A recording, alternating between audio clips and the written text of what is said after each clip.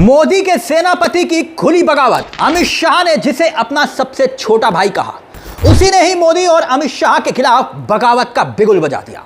बकायदा बीजेपी छोड़कर नई पार्टी बनाने की पूरी तैयारी हो चुकी है। खबर है कि बीजेपी के जो प्रदेश अध्यक्ष रहे अन्नामलाई, तमिलनाडु में अन्नामलाई का बीजेपी से अलग होना अब तय हो चुका है। आखिरकार ऐसा हुआ तो हुआ क्यों? अमित शाह के सबसे वफादार में से एक चेहरे वो बगावत पर क्यों उतर आए? और क्या दक्षिण की सियासत में बीजेपी का सुपड़ा लगभग साफ होने जा रहा है? वाकई में इतना बड़ा झटका कि अब उभर पाना बहुत मुश्किल हो जाएगा, नामुमकिन हो सकता है क्या? मामला है क्या, उसे समझिए। तमिलनाडु के विधानसभा चुनाव के नतीजे आए। टीवीके के पक्ष में सत्ता में सबसे बड़ी पार्टी आई किसकी? विजय की। विजय सत्ता के शिखर पर पहुंचे, लेकिन बहुमत नहीं मिला था विजय को। राज्यपाल का अपना गेम प्लान था।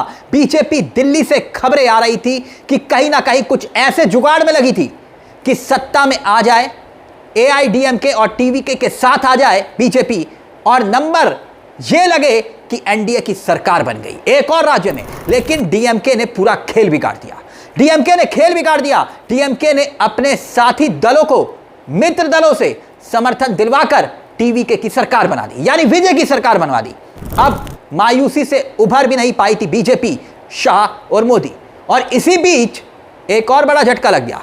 पर्दे के पीछे चल क्या रहा है देखिए। पहले ये पोस्टर आपकी स्क्रीन पर अन्नामलाई के समर्थकों ने ये पोस्टर लगाए हैं। एक संगठन ने अपने दल के लोगों से कहा है कि भर्ती शुरू करो। कोयम्बटूर में अन्नामलाई के ये पोस्टर देखिए, जिसे आप देख रहे हैं, जिसमें लिखा क्या है? निडर दिमाग की कोई सीमा नहीं होती। यानी सारे शहर में ये पोस्टर चीख चीख कर गवाही दे रहे हैं, कुछ बड़ा हो रहा है। दूसरी बड़ी बात, ये पोस्टर जब लगे उसी वक्त कोयम्बटूर में बीजेपी की प्रदेश कार्य समिति की मीटिंग चल रही थी, और इसी मीटिंग में अन्नामलाई पहुंचे तक नहीं। और बड़ी बात वो ये कि बीजेपी की राज्य केंद्रीय समिति की यह दूसरी मीटिंग हो रही थी, जिसमें अन्नामलाई गैर मौजूद थे। यानी दोनों मीटिंग में अन्नामलाई नहीं थे। मगर सबसे बड़ी खबर वो ये निकल कर आई कि इसी बीच में अन्नामलाई के जो फैन वेलफेयर संगठन है, पदाधिकारियों की भर्ती शुरू कर देते हैं, और बाकायदा इसके लिए रजिस्ट्रेशन की प्रक्रिया चल रही है। तब यह साफ हो गया था कि जोसेफ विजय की ही तरह टीवीके के बाद अब अन्नामलाई भी बीजेपी का साथ छोड़कर नई पार्टी बनाएंगे। यानी बगावत का बिगुल सीधा मोदी और अमित शाह के खिलाफ। और जब शाह और बीजेपी के कभी खास रहे अन्नामलाई, आपके मन में भी सवाल होगा कि अन्नामलाई इस कदर नाराज हुए तो हुए क्यों बगावत के रास्ता अपना लिया? नाराजगी की वजह पहली ये कि एआईएडीएमके के साथ बीजेपी ने गठबंधन किया, और गठबंधन करने के बाद अन्नामलाई को किनारे कर दिया। दूसरी वजह, तमिलनाडु चुनाव में उनके लोगों को टिकट तक नहीं दिया गया। विधानसभा चुनाव में टिकट पर अपने लोगों को लड़वा नहीं पाए अन्नामलाई। और इतना ही नहीं, ऐसे में अन्नामलाई सच में बीजेपी अगर छोड़ते हैं तो तमिलनाडु की राजनीति में एक नया अध्याय शुरू हो सकता है।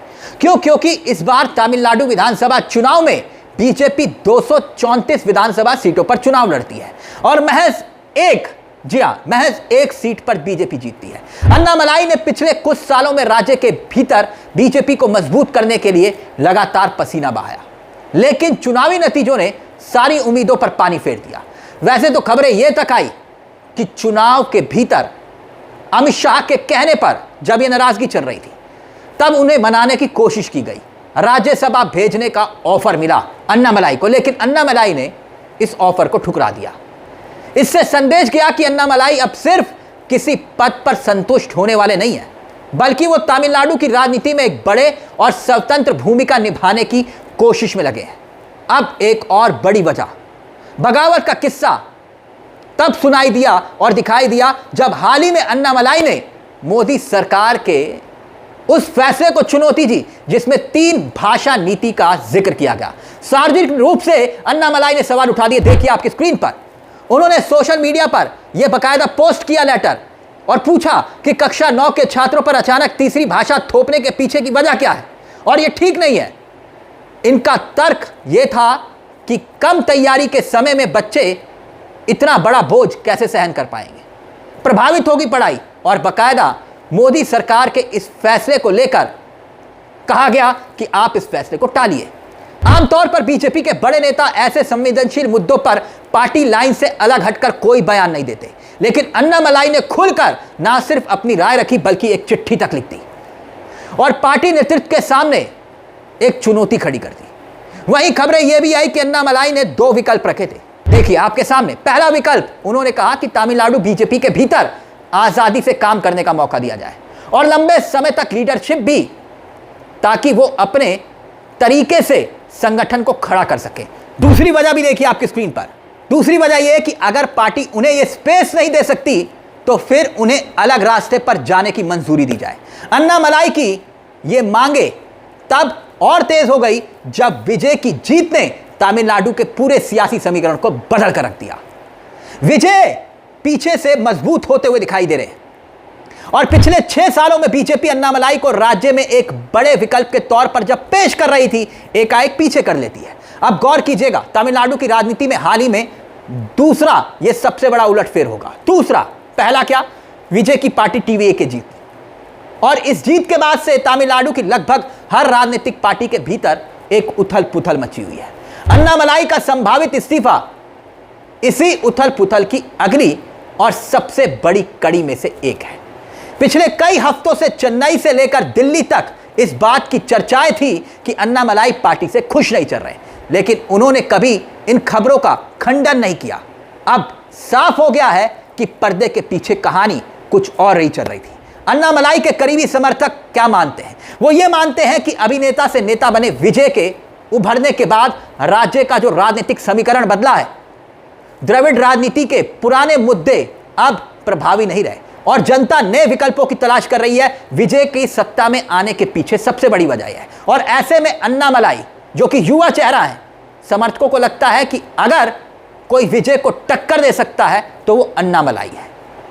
और यही वजह है कि विजय को किसी राष्ट्रीय पार्टी की सीमाओं में बांधकर अब विजय चाहते हैं कि वो रह नहीं सकते। और सबसे बड़ा सवाल यह कि क्या अन्नामलाई सिर्फ दबाव की राजनीति कर रहे थे? क्या तमिलनाडु में एक नया राजनीतिक पार्टी अब जन्मने वाली है? और क्या यह नई पार्टी विजय की टीवी के डीएमके, एआईडीएमके और बीजेपी के लिए चुनौती बन सकती है? लेकिन सबसे बड़ा सवाल क्या है? सबसे बड़ा सवाल यह, कहीं ऐसा तो नहीं है कि अमित शाह तमिलनाडु में अपने ही प्लान के तहत बी टीम खड़ी कर रहे हो? यह भी एक बहुत बड़ा सवाल है। बी टीम, इस पूरे मुद्दे को लेकर आपकी क्या राय है? आपको क्या लगता है कि क्या तमिलनाडु की सियासत में यह फेरबदल संकेत क्या देता है? बीजेपी के घर के भीतर इतनी बड़ी बगावत संकेत क्या देती है? इस पूरे मुद्दे को लेकर अपनी राय हमें कमेंट बॉक्स में जरूर दीजिएगा। आपको लगता है कि अन्नामलाई क्या वाकई में जोसेफ विजय को चुनौती दे सकते हैं, टक्कर दे सकते हैं? कमेंट बॉक्स में अपनी राय जरूर रखिएगा। मुझे तिलक चावला को दीजिए इजाजत। बेल आइकॉन नहीं दबाया तो दबा दीजिएगा। मंच आप ही का है जहां कलम गुलाम नहीं। नमस्कार, जय हिंद, जय भारत।